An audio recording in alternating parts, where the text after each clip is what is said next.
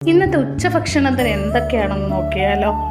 മലയാളിക്ക് എവിടെ ചെന്നാലും ചോറ് വേണമെന്നാണ് ഒരു പറച്ചിൽ. അത് പറച്ചിൽ മാത്രമല്ല കേട്ടോ, സത്യമാണ്. നമ്മൾ എത്ര ഡയറ്റ് എടുത്താലും നമ്മുടെ കുത്തരി ചോറും അതിൻ്റെ കൂടെ കറികളൊക്കെ കൂട്ടിക്കഴിക്കാൻ എന്ത് സ്വാദാണ്.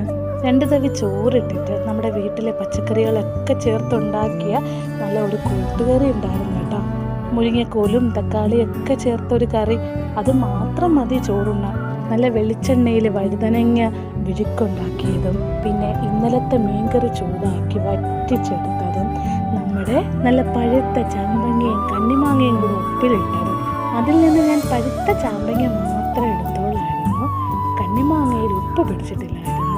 എന്നിട്ട് അതിലെ വെള്ളം, ആ കാന്താരിയും ചാമ്പങ്ങയും കണ്ണിമാങ്ങയുടെ ഒക്കെ രുചി ആ വെള്ളത്തിനുണ്ടായിരുന്നു. അതും കൂടെ ആ ചോറിലൊക്കെ ഒഴിച്ച് മീൻ പൊടിക്ക് 2 കാന്താരി മുളകും കൂടെ വെച്ച് നമ്മുടെ ഈ കറികളെല്ലാം കൂട്ടി ഒരുമിച്ച് കുഴച്ച് കഴിക്കുമ്പോൾ ആഹാ സ്വർഗം. എത്ര 5 സ്റ്റാർ ഹോട്ടലുകളിൽ നിന്ന് ആഹാരം കഴിച്ചാലും നമ്മുടെ അമ്മമാരുടെ കൈപ്പുണ്യം നിറഞ്ഞ ആഹാരത്തിൻ്റെ രുചി അതിനുണ്ടാവില്ല.